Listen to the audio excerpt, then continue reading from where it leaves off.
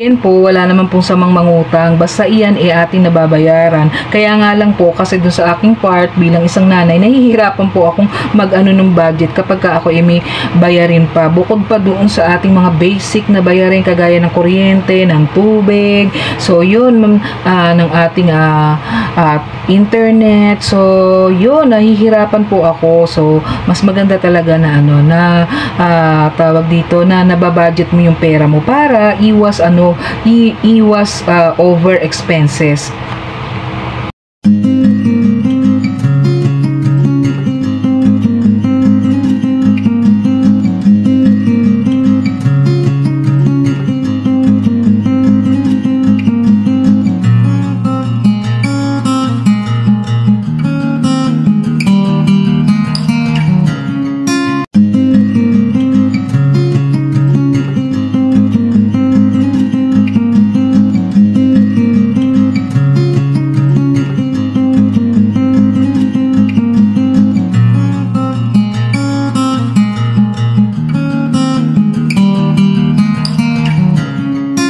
Hi guys! Welcome po ulit sa aking channel. This is Malakay po. Simplify Happiness. Simpleng buhay. Buhay na walang arte, less stress. Join me guys sa aking simpleng vlog for today. Isang magandang buhay po sa ating lahat.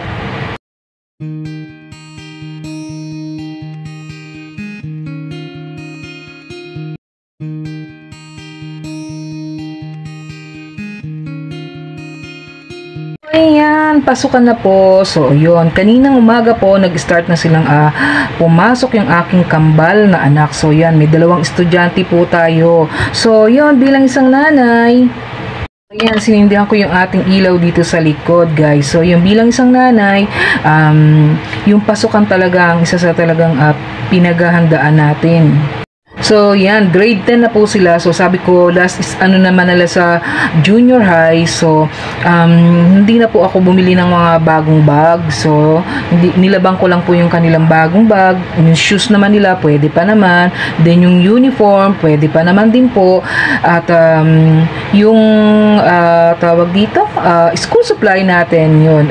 Yung aking anak na panganay na may trabaho, yung sumagot dun sa school uniform. So, alam nyo, yun ang isa talaga sa taon-taon na inaano ng nanay na pinaglalaanan ng budget yung pasukan. So, kanina pumasok po sila. So, yan, nandyan sila maaga yung kanilang uwian. So, syempre yung ako naman yung sumasagot dun sa tuition, yung binabayaran. So, yun isa sa pinaghahandaan ko. Yung aking isang anak kasi is, po siya, with honor. So, with high honor, with high honor, pang top 3 siya sa school, gano'n. Nakakuha po kami ng scholarship. So, bali, binayaran ko siya ng cash. Konti na lang yung dinagdag ko kasi hindi naman siya full scholar. So, parang may binayaran akong 4,000, ganun. So, kumpleto na po yun. So, itong isa parang nasa 1.5 yung monthly ko. So, syempre yun, at talagang inaano ko na yung budget nun. Kasi before talaga hindi ko talaga napapaglaanan. Hindi ako yung talaga na nagbabudget. Magulo. So, hindi ko napapaglaanan yung pagbabayad sa school. So, parang nangyayari, natatambakan ako dun sa school ng yung bayarin. So, yun. Nagagastos ko minsan yung pambayad ko ng hindi ko nakokontrol yung sarili ko. So, dapat talaga, yun talaga matutunan ng isang tao, yun talagang financially, maging financially literate ka. Kasi, alam mo, yung may kaalaman ka talaga sa paghawak ng pera, malaking tulong yun. So, natuto na ako yung pagbabudget, yung mga envelope system, yung mga talagang inilalaan ko, talaga tinatabi ko na yung pan-tuition. So, ayan, isang example yan. Diyan ko nilalagay na yung pambayad sa tuition. So, ayan, may nakalagay na po dito. So, wag na natin pakita. So, ayan, may inipit na ako dito, guys, na pambayad this month. Oo.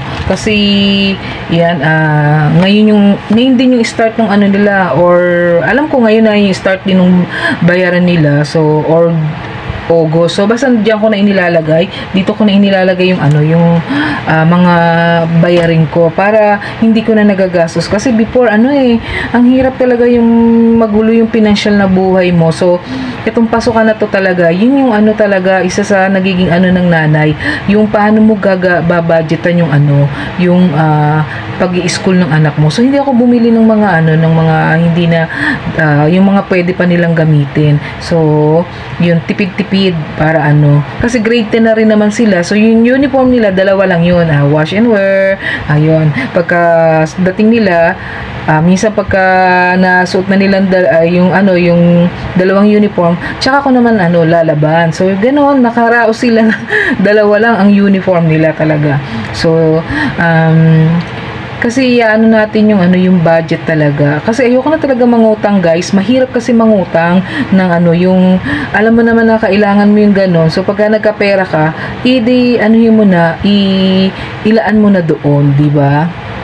So minsan pag alam ko na yun, madedelay ako ng pagbabayad sa school, nakikipag-usap ako doon sa school kaysa yung ano, yung ayan, dumudulas yung ating camera, kaysa yung ano, before kasi hindi ako nakikipag-usap na ganon, parang yung pride ganon. So ginagawa ko ngayon, pagka madedelay ako ng pambayad ng tuition, nakikipag-usap ako doon. So sabi ko, ma'am, hindi pa po ako makakabayad ng tuition, sabi ko, kasi lalo na pag exam na. So pumapayag naman sila, pumapayag na mag-exam yung aking anak. So kasi before ganun gagawin ko, mangungutang ako, maglo-loan ako, ganun, mangungutang ako sa tao, tsaka ako ibabayad dun sa tuition. So parang mas nahihirapan ako sa ganun. So ang ginawa ko na lang, ginagawa ko ganun na lang, kinakausap ko yung school kesa, di ba, kesa yung uutang ka pa. So para ano, para makaiwas ka sa utang, ganun na lang, makipag-usap ka na lang dun sa school. Kasi ang hirap na yung maano ka, matatambakan ka ng utang, kumbaga naitawid mo nga yung ano, yung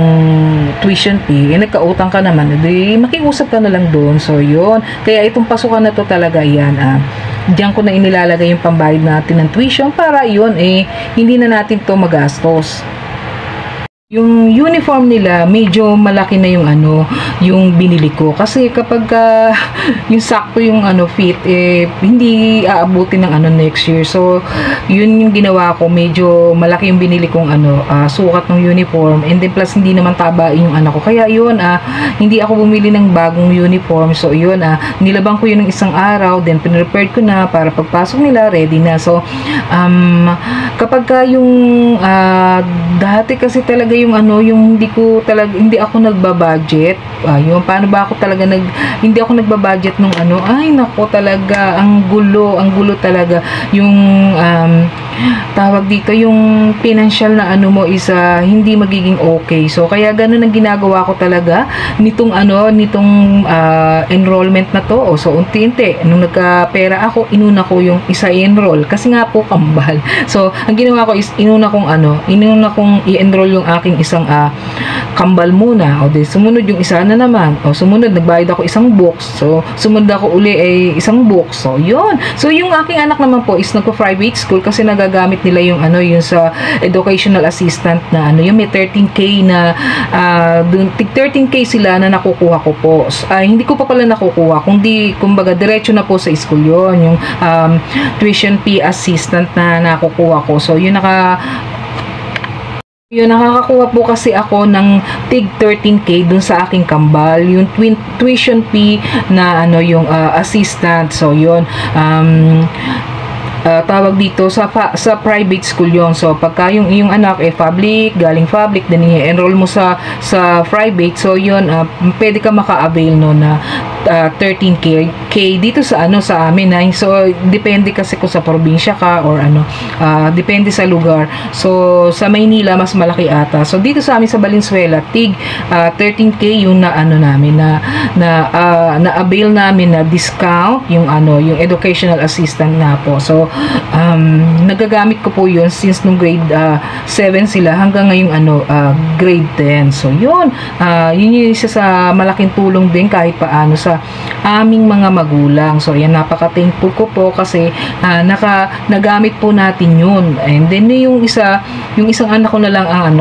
babayaran ko kasi nga yung isa kinash ko na. So yun, every magtatabi na ako dito sa aking envelope, dito sa ating envelope para hindi na natin magagastos kasi alam nyo talagang nasa pagdidisiplina lang talaga ng paghawak ng pera. Talagang dapat talaga syempre dapat may trabaho kasi paano papasok yung pera, unless na lang may negosyo ka na pinagkakakitaan, pwede yon.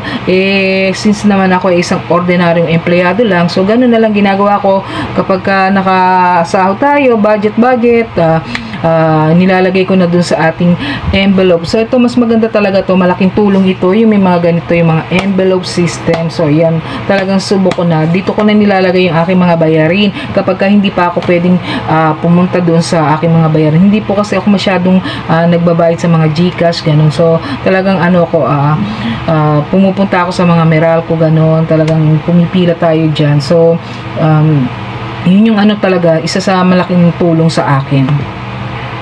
Yan po, wala naman pong samang mangutang, basta iyan ating nababayaran. Kaya nga lang po, kasi dun sa aking part bilang isang nanay, nahihirapan po akong ng budget kapag ako may bayarin pa. Bukod pa doon sa ating mga basic na bayarin kagaya ng kuryente, ng tubig, so yun, ng ating internet. So yun, nahihirapan po ako. So mas maganda talaga na tawag dito, na nababudget mo yung pera mo para iwas over expenses.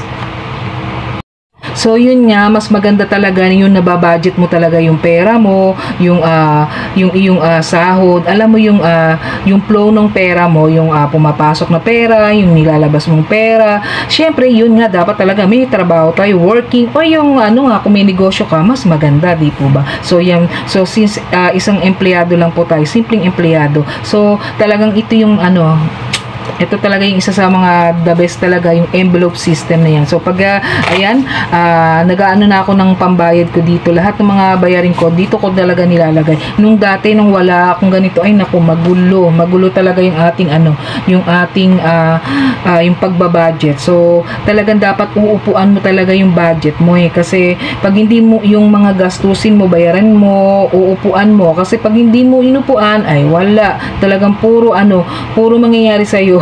bayarin, wala nang kumbaga yung minsan kukulangin ka pa. Why? Kasi pag hindi mo talaga inupuan yan, tinutukan mo yan, ay nako, talagang kukulangin at magiging takbuhan mo is yung pangungutang. So yun, mahirap yung ganon, guys. Talagang naranasan ko talaga yun, doon umiikot yung cycle ng aking life sa pangungutang. Kaya nga yung aking vlog ngayon is more on talagang budget tip, financial tip. So yun, tuloy-tuloy lang ang ating buhay bilang isang nanay. Guys, thank you for watching, and if you are new to my channel, don't forget po to like, to subscribe, to share this video, and don't forget po to hit the red button for the notification ng mga upcoming videos. Magandang buhay po sa ating lahat. Thank you for watching, guys.